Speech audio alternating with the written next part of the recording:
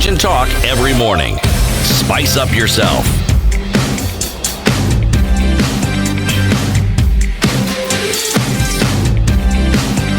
Mornings done right. 94.4 Spice FM, Nairobi. It's 9 minutes after 8 o'clock. This is The Situation Room. It's Kenya's biggest conversation. And we're looking at a number of things as we get into the week. We're getting into our second conversation for the hour. And we're going to be looking at, a number of issues around security, around peace, around conflict. And joining us in the hot seat this morning is Captain Retired Dr. Simiyu Werunga, who is the CEO of the African Center for Security and Strategic Studies. Captain, good morning. Morning. Karibu sana. Sante sana. Good to have you here. First time. Yes. Exactly. Sometimes you say he's no stranger, but in this case, for the first time that you're here, but we're looking at some topics that are big ticket items. Yes. And it's good to have someone of your caliber here to be able to discuss these with us and to look at their import. Thank you for the compliment. Karibu sana. Sante. Usually, I usually would ask you what today's proverb would mean to you, but Dennis is going to share that anyway with us, and we're going to tell you what we think it does, what it means. So you'll tell us where it's from and what it is, Dennis. Yes, so today's proverb comes from Libya, a country part of the north, majorly the Maghreb region of the continent. Yes. And anyone that thinks of Libya, one thing that comes to mind is Muammar Gaddafi and the things that he did for the country. Yes. And also the fact that it is an oil-rich nation, and the oil actually that comes from Libya is considered to be one of the cleanest in the world. Yes. And as we talk today, Muammar Gaddafi will be remembered for pushing for the unity of the continent that is Africa. Yes. And how he pushed for that. Education, talk about healthcare in Libya during his time was free. The only thing that was expensive was water, because it is predominantly desert, and it costed more to desaline the water from the ocean and whatnot. But he also created an artificial river. An artificial river, yes.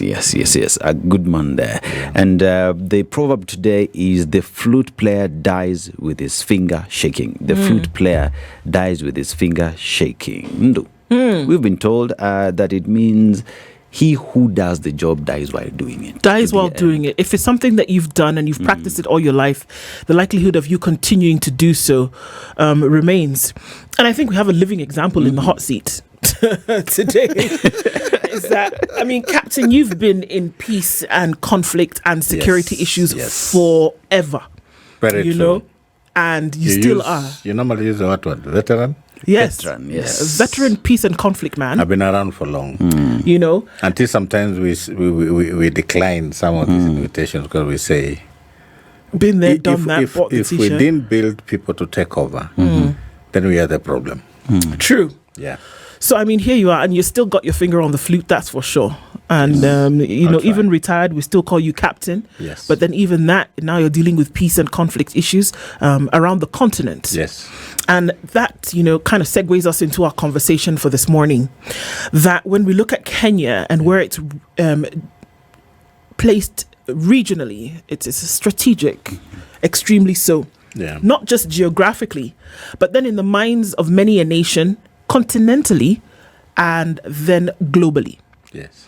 And that over time, there have been specific situations in which Kenya has had to show her colors and has had to preen herself when it then comes to how she will operate within the region and what then she will do externally. Now, diplomacy dictates that how you relate with other nations must be in a manner that is respectful, that sticks to agreements, that holds hard and true to ratification and things like this. There are two items that we're going to discuss this morning when it comes to those relations that Kenya has. Yes. First of all, we're going to start with what is happening externally and where Kenya has a force or a deployment of a couple of hundred police officers, well, actually maybe 600 police officers, now unfortunately -2, who are out keeping the peace. And we would like to get, from a peace and conflict standpoint, your opinion in an overview of what is going on. Why? Because in the last couple of weeks, unfortunately, Kenya has lost 2. One of those gentlemen is yet to be returned home because of whatever reason. But then in terms of progress, is Kenya actually fulfilling its original mandate to send out a 600-strong force to deal with the issues in Haiti? That's a very it's a lot. wide question. It's a lot. It is. Yes, Yeah. but let me attempt. One, I think when Kenya was asked to do this, to undertake this mission, during those days when Kenya was being, I think, pampered to be declared a NATO. You know what was the name of it? Non-NATO ally member. Yes. You know, there's something there. Yes, But yeah, so something came up from the US. They made us look very good. Then they told us, can you try this? And I think our president, and I can say this with a bit of competence, without coming back and discussing with those who could have made him understand the repercussions of what was happening, he agreed while he was in the US that Kenya was going to participate in this thing. And so we couldn't have gone back, Madam, on what he said, yes. Now, is there any reason why we think it was not right for him to do that? No, Kenya has been participating in many missions in the world under the UN umbrella. This one was essentially meant to be a UN mission after some time. So I think the thinking at that time was that as we move in, we are going to be assisted by the American first, then this mission will be handed over to the UN. Unfortunately, up to now, as we speak, it's not been handed over to the UN. So the fundamentals behind it were okay because Kenya has done this for a very long time. Yes. Actually, we've sent the military, we've sent the police. So it was not the first time Kenya was sending out police. But the difference is we are sending the police in Haiti to enforce peace. Most of the times we've been sending police out was to maintain peace, keep peace. You know, peace is already there, so you're trying to make it up. So the difference between Haiti and the rest is that we are sending people to Haiti to enforce peace, which is completely different, and the dynamics are different. I think that's where the president should have sat back and listened to people first before he sent our forces to Haiti. Werunga, a lot has been said about the mission to Haiti because Kenyans here are asking, Yes. is that our priority? Because back home, we are still being attacked by the Al-Shabaab. Our streets are not safe. I cannot get the guarantee that I can walk in the streets of Nairobi and get to my home. Why not secure the country first before you go to Haiti? And that question seems no one really bothers to respond to. Let me attempt to respond. I'll look at it two ways because I basically sort of understand the architecture of our national police. So we have these forces that we call special forces, special operational forces, and we have the beat on the ground, the usual guys in blue. So the usual guys in blue are the ones who are supposed to maintain our peace in our urban areas, in rural areas. But then because of our border problems and Al-Shabaab and peace and security problems, we have several formations, they are called formations, that deal directly with those very special operations. So anybody who has been sent to Haiti did not come from the beat. They picked all of them from the special forces, special operations, border security, counterterrorism. So those are the teams that were sent to Haiti. Number two, Kenya has around 120,000 police officers. We were only sending 1,000 to Haiti. Now, the 1,000 we are sending to Haiti were not the guys you meet in the streets. No. Yeah, those are guys who operate very special operations. So my understanding is, I don't think that was a dent to what we needed to do. Because when you look at the UN ratio, Kenya police and the UN standard, we are normally told one policeman to 450. Kenya, I think we were around there, 500 and something. In fact, we have a large police service. The only problem we have, my two friends here, is that our police force is not maximized in what they're supposed to do. So most of the duties they are given to do are not core police duties. So therefore you find the deployment is wrong, attachments to certain places is wrong, and therefore you end up thinking we don't have enough police officers, but the number is massive. 120,000 is a big number. And therefore I don't think sending 1,000 from where I sit could have interfered with any other police servicing in this country. The only problem is we need to ask ourselves, why is it that we have 120,000 police officers and we still have problems in our urban centers? That should be the question we should be asking. But I've attempted to answer. The problem is about deployment. We have so many police officers who are not doing core police functions. What are they doing? Many things. Guarding buildings, guarding people, guarding MCAs, guarding all over. You go to an MP, for example, he has two. Not even two. Some of them are guarded even at home. Yeah, so by the time you look at the numbers that are being deployed for non-core police functions, the number is very high. And that's why when I was in the police with the Maraga team, we said one of the things we need to do is to delink the police from non-core police functions. Let them go and do what they are trained to do. The numbers we have, to be very honest, that number is ideal to take care of Kenyan problems. So let's move these people from all those non-core functions, take them back to what they are supposed to do, and then give the NYS or private security some of those functions that the police are given.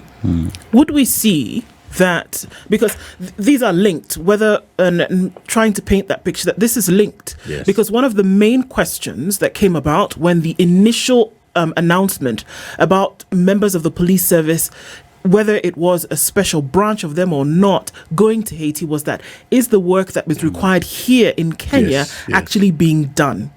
So the link to that would be, if we actually did see that police were actually carrying out police functions, removing them from non-police functions, would we see that the issues that come up where people say, well, we still have crime here, we still have this here, would those issues reduce significantly if we saw people in the police service doing police work? Yes.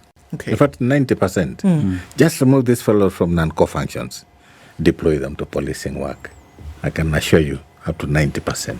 Okay.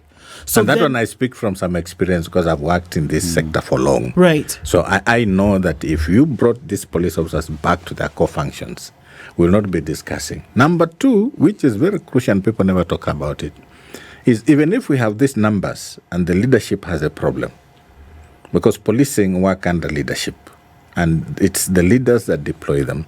It is the leaders that expect a result from them. It is the leaders that send them to certain missions. So look at the numbers and look at the leadership. If we had, and I don't want to be seen like I'm going against them, if we had seriously good leadership in the police service, which I think now slowly is coming back. I can see from our CID fellows, this year is doing a very good job when they are given serious work. You can see they are doing very well and doing some work that we didn't expect them to do. The problem is good leadership, remove them from non-core, bring them back to core, and deploy them effectively. The word is effectively. I can assure you we shall deal with a lot of insecurity problems in this country. And at the same time, then it would be okay to send members, 1,000-strong man, to another country to be able to handle things. In that instance, would it then be okay? Because a lot of people have issues with this still. No, we've done it before. You know, we've sent police officers out to missions. Yes. We've done it before. Sudan is one of them. We've sent even the East Timor, we've sent to Kosovo, we've sent to anywhere we've had UN missions. The military has always been going with the police. And in good numbers, not small numbers. So this is not the first time. I think the only problem is the context in which they were sent, the time in which they were sent, and the politics around how they were sent. Right. That is what has really impacted on people talking about Haiti. But I cannot fault the fact that we send officers to Haiti because we've done it before. It is something that has been done. They've done a very good job. And one of the reasons why you can see the international community asking us to send police officers or the military is because wherever they were, they must have left a very good name. Yeah, for you to be told, can we have your people to assist us? All right. Dr. Now, here is a subject of the president went to the US and met, and he was given an offer and agrees on that, comes back, the police need to go. But one would assume that these are conversations that should have taken place holistically, involve all the bodies that are involved. Because today, as we speak, the Police Service Commission is an independent body that is supposed to make its own decisions without influence from other quarters. Where one asks the question, by the time the president is agreeing without involving the Police Service Commission, then what is the role of this commission? I think I started by saying the president should have said, yes, let me go back to my country, have a discussion with my specialists. I think that is where he went wrong. He should have said, in principle, we agree. But let me go back to my country and see what we can do about this. The problem is the president accepted, even the numbers he accepted. So when he comes here, there's no change. People must be told to do what they need to do. That was, I think, the wrong thing he did. So I totally agree with you. You should have come back. You can say in principle, we say that. In principle, I agree. But let me go back to my country and see how we can work out this. Then we shall get back to you. But as a president, in principle, I've agreed. That is what he should have done. Indeed. Unfortunately, he accepted when he was there. He accepted the numbers when he was there. So when he comes here, it's about instructions. There's nothing you can change. Because the president has already committed the country to doing this to the international world. Does he have the powers to instruct a commission like the Police Service Commission? Yes, even as the president? In terms of operation, the minister has the powers. That is the law. Yeah, the minister through policies and instructions and directives has the power. And you see, the minister is an executive branch. Right. So the president works through the minister to give us. So with those policy issues and directions, the minister will do it. Yeah. But now to go into the details. To say, give us this formation, give us that, now that remains to the IG. Right. Yeah. So even with hardcore operations like military intervention, like what we see happening with a lot of the conflicts in the world, that usually we would imagine that it's not wrapped around by the ribbon of politics, but it is. Whether those are global politics, regional politics, or the national politics. It happens, whether we like it or not. Now, in this case, it was very clear to us what was happening. That for the longest time, the United States was, I don't want to use the word unable, but to an extent was not going to go into Haiti any longer. That is what was grabbing the geopolitical agenda at the time. And that what they essentially said was, I mean, to use colloquialism, tumeshindwa, right? We need someone else who is going to then be able to give their help, because the control of Haiti, rather, peace maintenance in Haiti is an advantage to very many nations in that region. The United States being one of them. They need Haiti to be in a place of peace. Many would say that it was for the continued extraction of certain resources, or many would say that it was just needed for the dominant control that the United States normally enjoys, and that they needed somebody who was going to fulfill the agenda.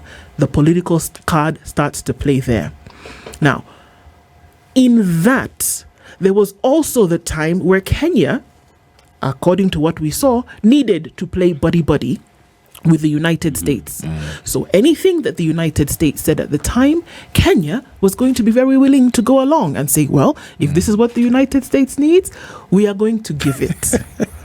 We cannot run away from the real politic that was playing out at that time. Very true. And that on the altar of that real politic, this 1,000-man strong force then was sacrificed. Not really sacrificed. I'm still using it in this political play here.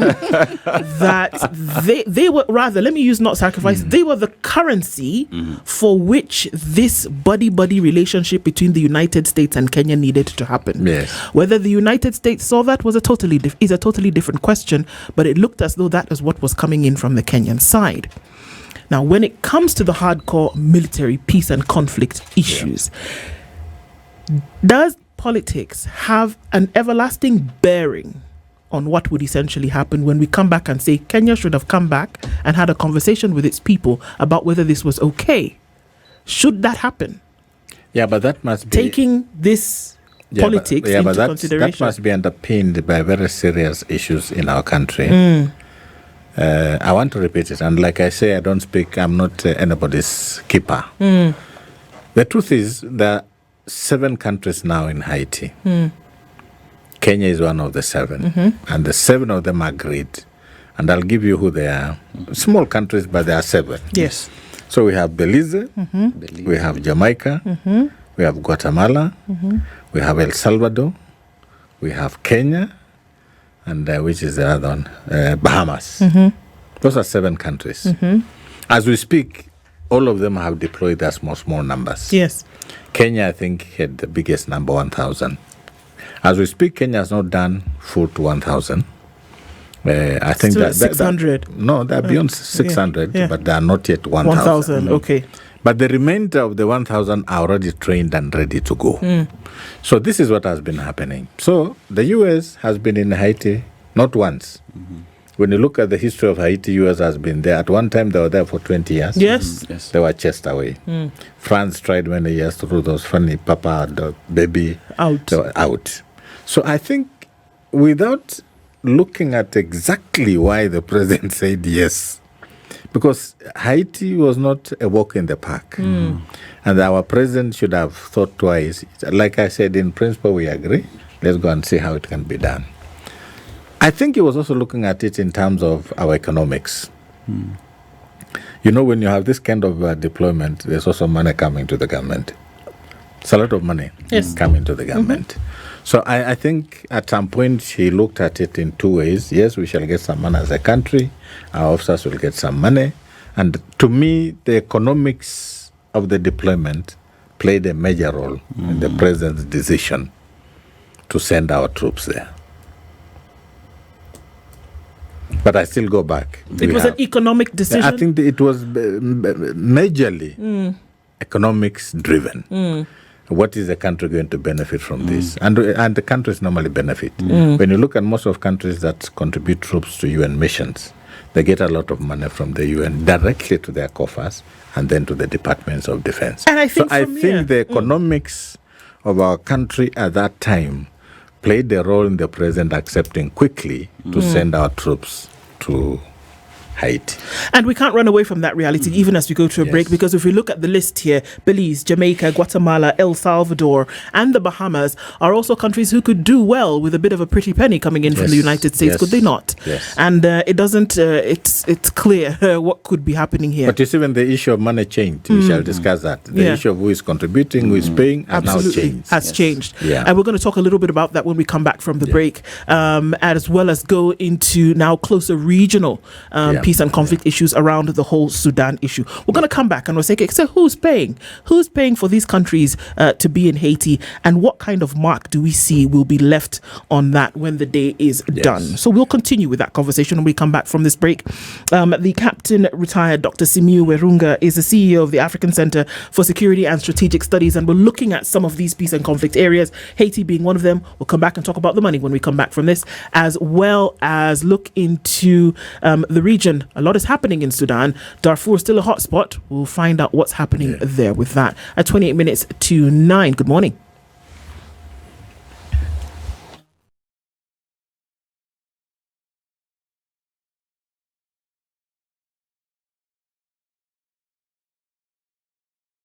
This is the Situation Room, the only way to start your day.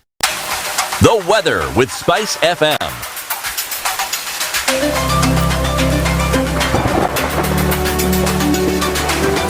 All right, it's sunny at 18 in Nairobi, 18 and sunny into Nakuru with 18 and sunny conditions in Nyeri, 17 and the sun is up in Eldoret, while Mombasa is cloudy at 26 and mostly sunny at 26 in Malindi. It's mostly cloudy at 22 into Kisumu, while in Kakamega it is 21 and sunny. Kampala is sunny at 22, going to highs of 27, while heavy rain still continues in Dar es Salaam, currently at 24. It's 9 degrees and cloudy into Johannesburg, while it is mostly sunny at 29 in Mogadishu and sunny at 18 in Addis Ababa. It's sunny at 27 into Lagos with cloudy conditions at 23 in Kinshasa.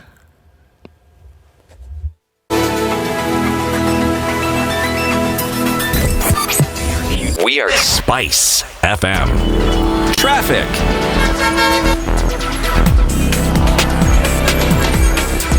All right, still pretty busy into the city this morning. A quick look at what's happening now. It still continues coming in from the Thika Superhighway. Still quite a lot of traffic here this morning as you get over the bump through towards Survey. Now, let's take a look at Uhuru Highway, which is busy. It's coming in all the way from Next Gen and then out towards past the Likoni interchange going towards the Southern Bypass. But then traffic on Mombasa Road is quickly going towards bumper to bumper all the way through to towards the city. It's also still busy on Kiambu Road. We're looking at extended traffic now on Wayaki Way, as well as Lower Kabete through towards Spring Valley. So right around the city, all that is happening. Langata Road is still pretty busy as well, and still piling as you get through towards the Nyaya Stadium roundabout, and all of that is going to join with what's happening on Uhuru Highway. So yes, it is absolutely a very busy morning. Keeping an eye on all of this, and we shall help us out to keep things moving. SpiceFM KE on X, hashtag the Situation Room. Mature, intelligent talk every morning. Spice up yourself.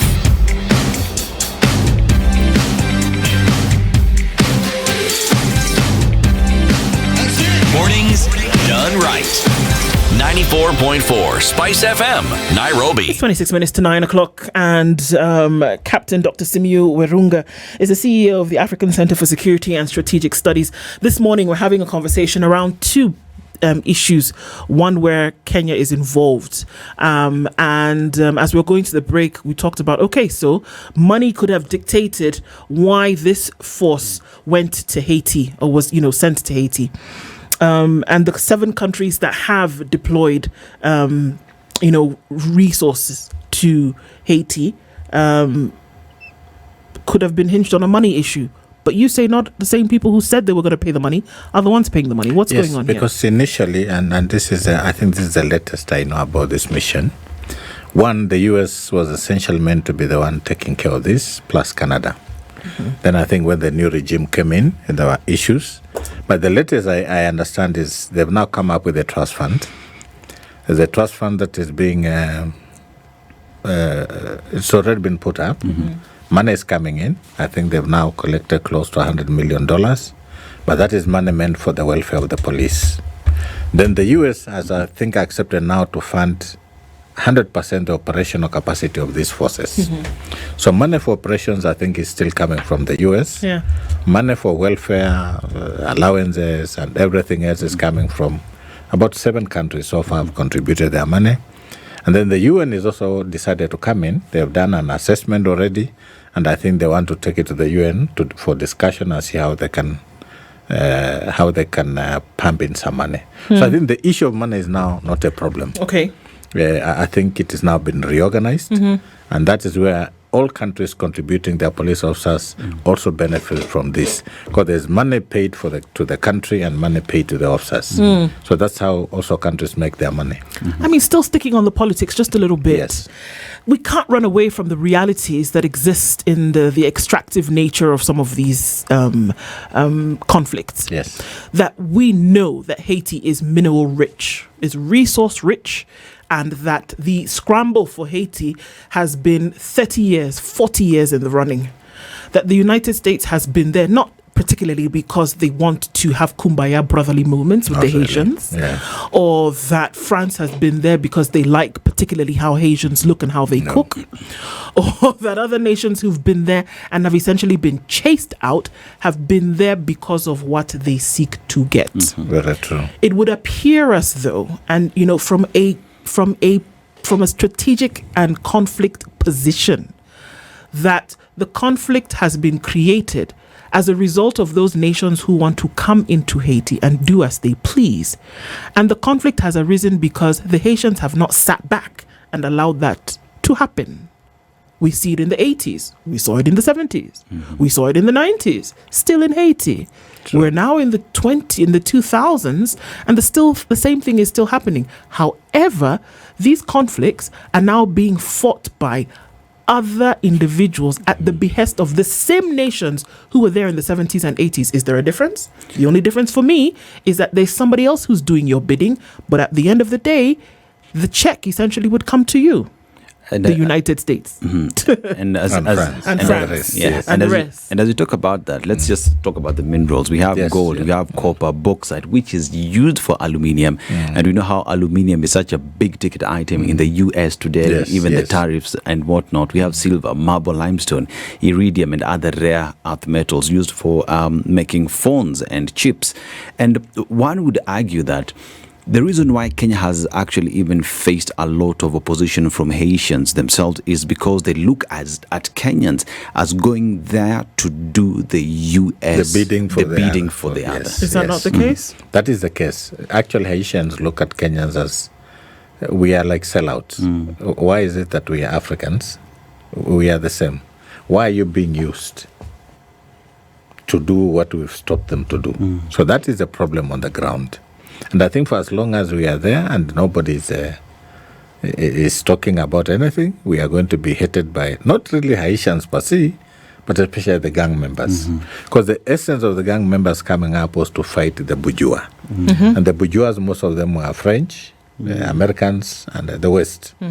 So at some point, they had made the country so ungovernable that those guys were no longer extracting what they wanted.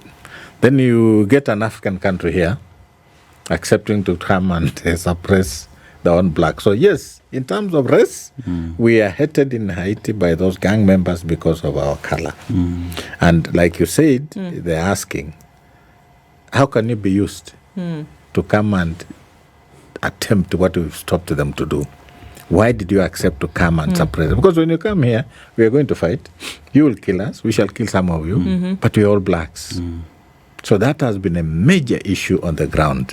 But generally the population, because of the many years of turmoil and conflicts, they will not mind seeing peace. Whatever the circumstances, I think the Haitians at some point, they want to see peace, they want to live happily. And to them, they think this could be another attempt. They are not even now looking at Kenya as blacks. They are looking at it like another attempt to make them have peace in their country. But I totally agree. Most of the Haitians look at Kenyans as sellouts. You are being used for reasons that we know as Haitians to come and do a bidding for those ones we chased from our country. So that, yes, is a very underlying fundamental in their relationship to the Kenyan. Do you see that this 7-nation involvement, deployment, as it currently stands, is going to yield the fruit that was sought after in the beginning? You see, we are told, I've not been there, but we have friends who are working there. The gangs, I think, control about 80% of Haiti. Now, the small places, urban areas and whatever is what this peace mission, it's not really a peace mission, it's a law enforcement mission is trying to do in Haiti. So it will take a bit of time. It will take a bit of time, really, for this mission to accomplish what they want. So what we are saying is, as a country, we must accept that we are going to have our people there for a very long time for them to achieve. Unless, like we see in many other countries, people make a lot of noise and the countries withdraw their troops or withdraw their police. But yes, I understand. One is about the economics, the minerals that are in. That is the story. That is. But I want to tell you this. That we also send there very well-trained police officers. I can talk this with a lot of competence because I've worked with some of them. We have the team that was sent to Haiti was meant to go and fight. It was not to go and walk on the street. Yes. Yeah, it's a team that is well-trained. They've been fighting Al-Shabaab all over. And therefore it's a team that is well for the job. The only issue are now those dynamics that we are talking, politics, economies, issues of racial, issues of blacks. But generally our police that was sent there was very effective. Would the Kenyan officers in Haiti today have received a different welcoming or opposition, if any, if it was a motion that was pushed by, say, Kenya and the African Union itself to go help Haiti get the peace that they need, as opposed to U.S. backing this mission? You see, let me tell you one thing, and I think this is what people need to know.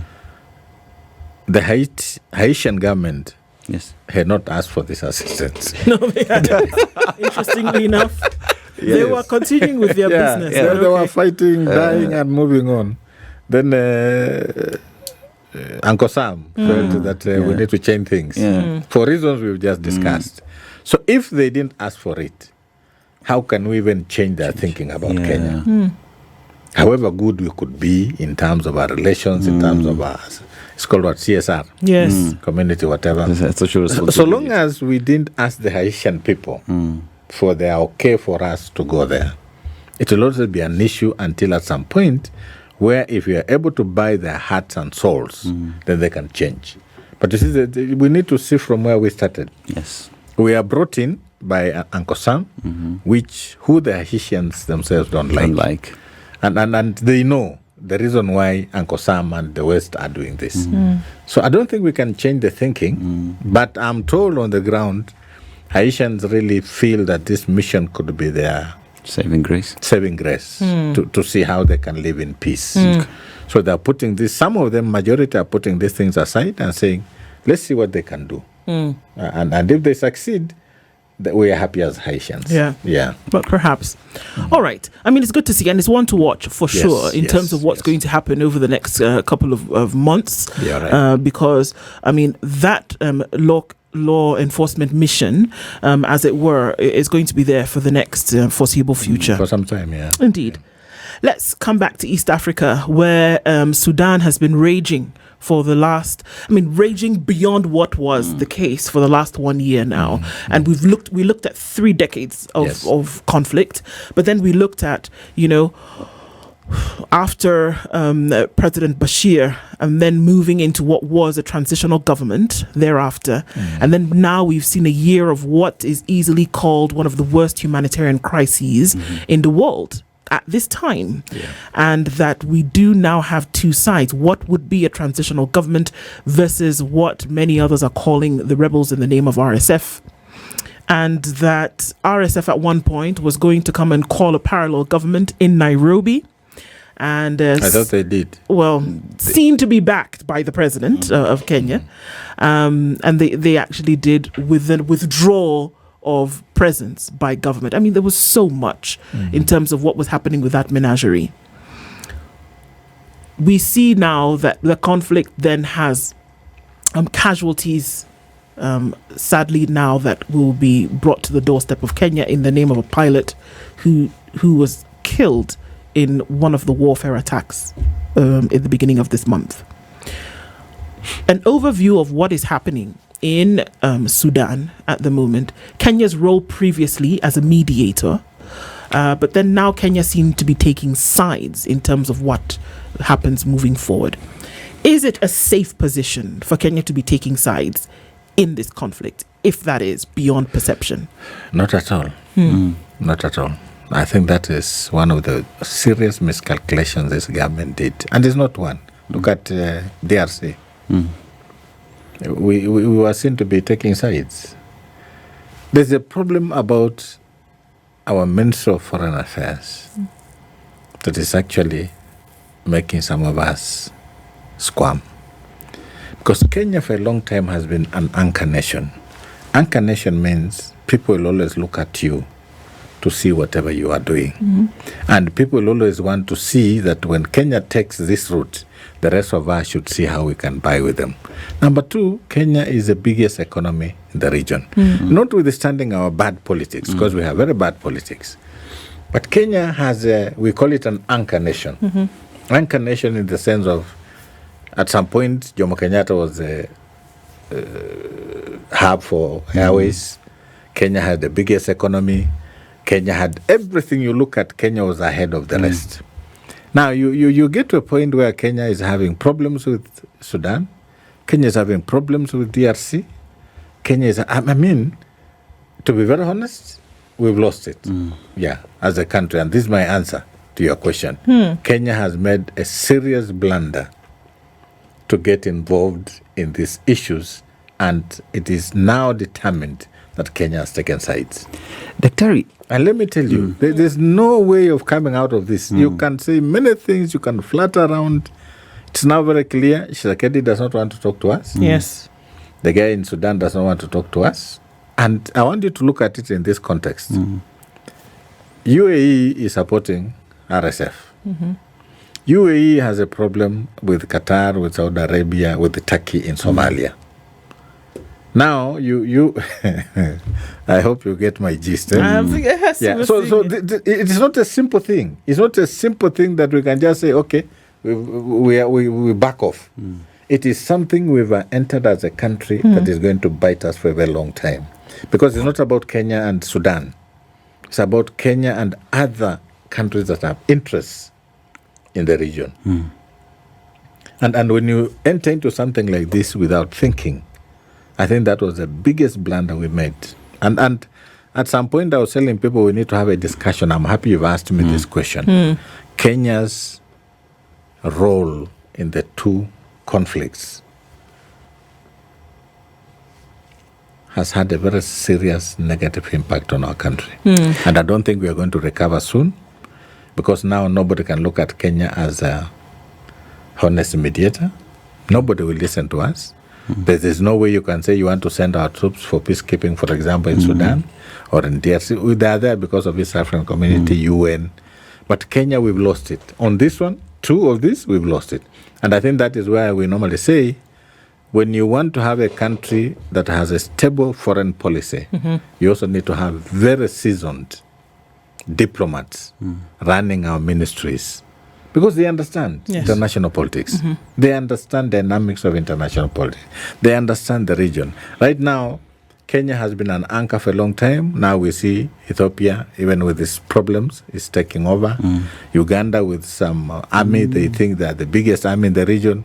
They want to flex. They're now in South Sudan. They're assisting. You see, we are losing it slowly as a country. And for those of us who travel around the region, we feel so sad, because this is about what politicians are doing to our country.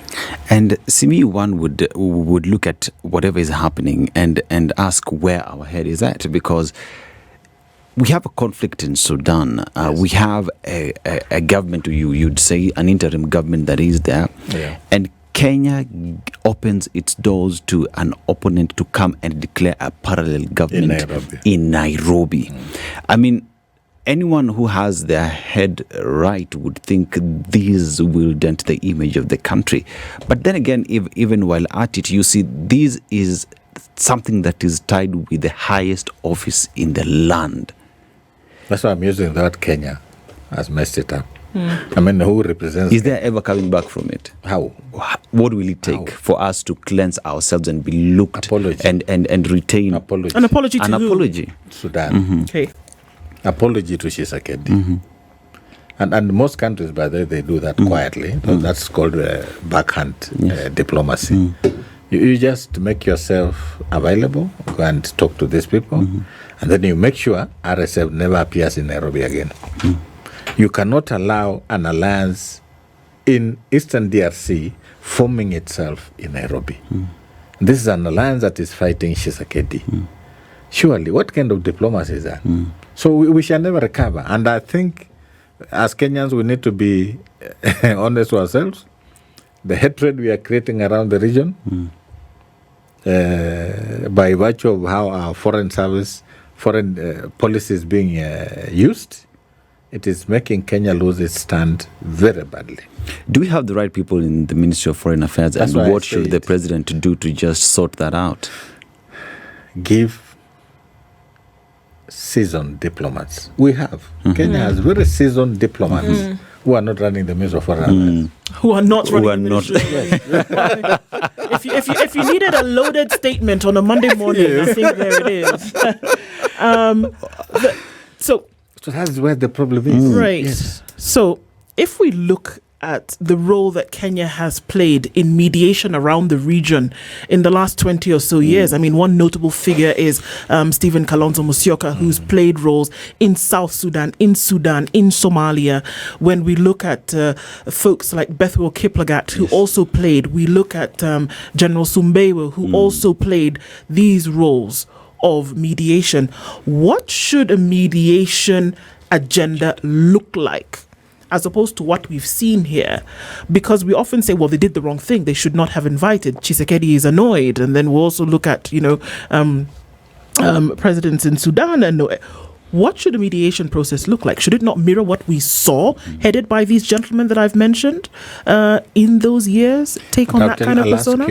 I'll ask you if you remember this conflict in South Sudan, the ongoing one. You remember we sent Raila there? Yes. What happened? Well, sent back home. This came off of. And then Museveni moved to there. Sent his special troops. They assisted this man. So between Museveni and Kenya, And why are we losing that position? Because people have lost faith in what we do. We have stopped being taken to be honest arbiters to any problems taking place in this region. And nobody is going to take this country seriously until we reimagine how we want to deal with the world.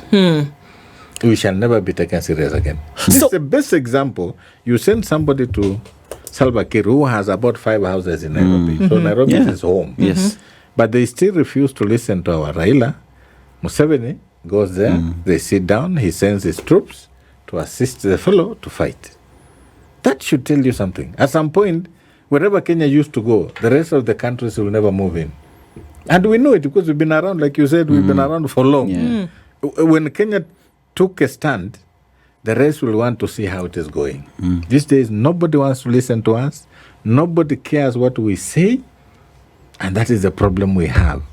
Our foreign policy is in shambles. Because even Our projection of power and interest is in shambles. Our interest in the region, nobody wants to hear what we are talking about. And as a country, I don't know how we can move around. If you claim you're the biggest economy, okay, our military people don't know it, but I'm sure right now it's a big military.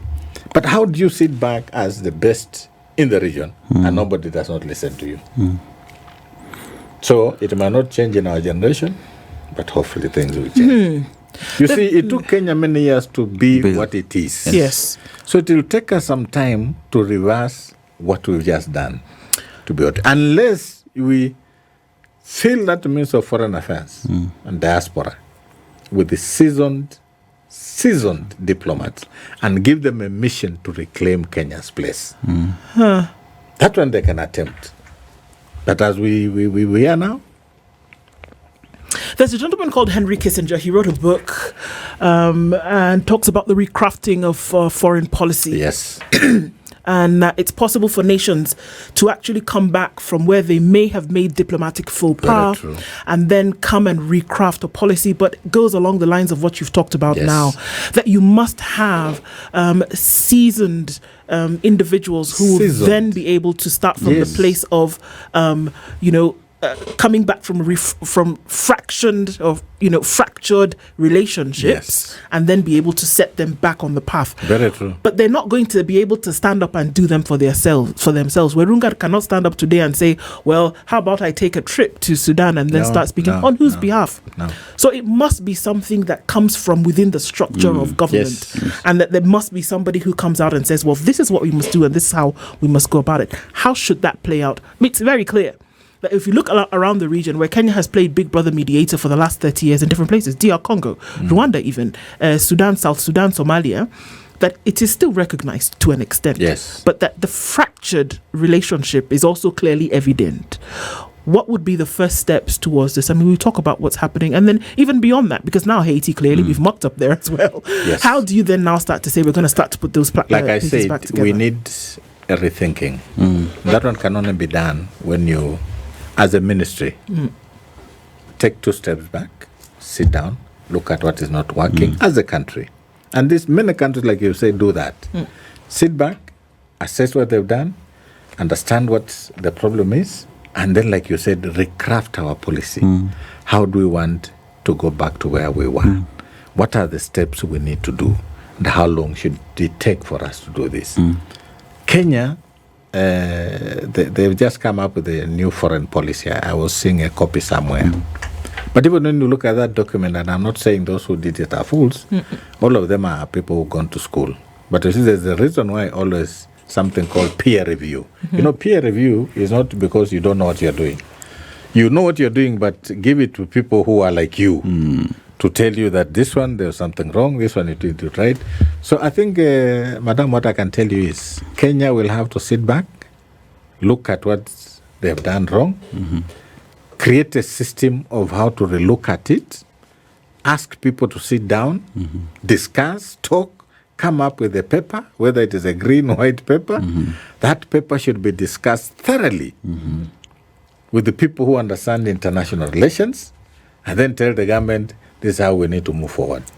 I hear you say that Kenya needs to come up with a clearly defined foreign policy for us to reclaim our position. They already have one, but you see, it's already muddy with this one. And you see, it was just passed the other, and I'm not even sure whether it is already passed or not. But they were working on a policy. But we've already muddied the water. So if I were the PS, for example, I would say, bring that document. Let's relook at it. Let's bring in other people. Before we launch this document, we must recreate our foreign policy. How do we do it? Bring people who have some experience, bring people who have been in the field, bring people who have worked in this foreign relations for a long time.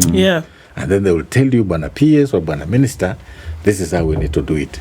This is what America did. This is what France did. You know, because you quote countries that have been successful. And then you tell them, if we do this way, then slowly we shall reclaim our position. I'm not sure whether they are willing to do that. That's my problem. Indeed. And it's important for us to have these conversations because it's good for people to be in the know. It's good for us to keep these discourse front and center because we don't just operate in an island, especially with the way global politics happens on a regular basis. So we're glad that you were able to join us this morning to have an eye on Haiti and also with what is happening around the country and in this region specifically. So thank you for being here with us this morning. Really appreciate that. Captain Simiyu Werunga has been our guest this hour. Asante sana. Thank you very much. Good morning.